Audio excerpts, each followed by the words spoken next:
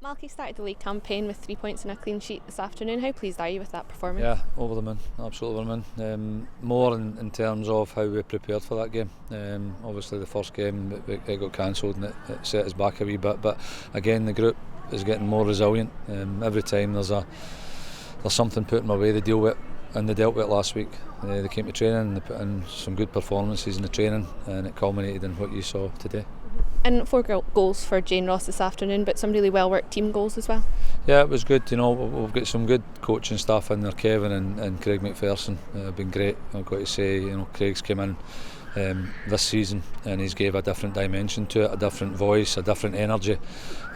Kevin's Kevin, as we know, but they two guys last week really worked tirelessly, not just collectively but individually. They done a great job, sterling job. And it was great. It was great also. Kevin's got the dual role, as we know, at the club, and it's a one club.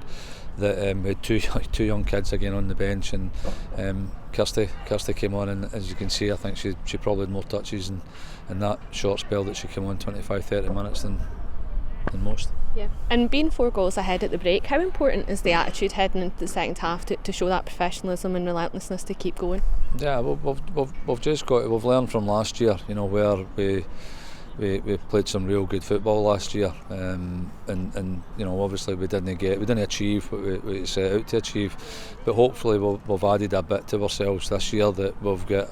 I wouldn't say more desire, but we've got an absolute relentless attitude, as you're speaking about, and the disappointment from last year is definitely getting into performances on the pitch now.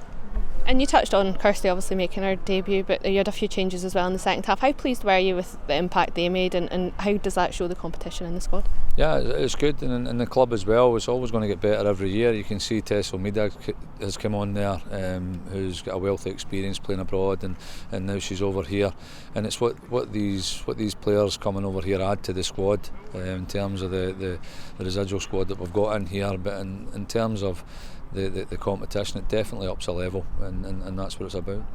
And you touched on obviously wanting to keep going here, but what will the programme look like for the players that are still with the club? Yeah, well, we'll continue in the absence of the international players. We'll keep in touch with the international players. We'll get feedback from Scotland who they're second to none. They're excellent in terms of they'll keep us up to speed with what the girls are doing and minutes they're training and what they're playing. We'll go into this week with the squad that we've got. We'll probably introduce maybe some more younger ones into the training this week coming up, and it'll just be life as normal at Rangers Football Club.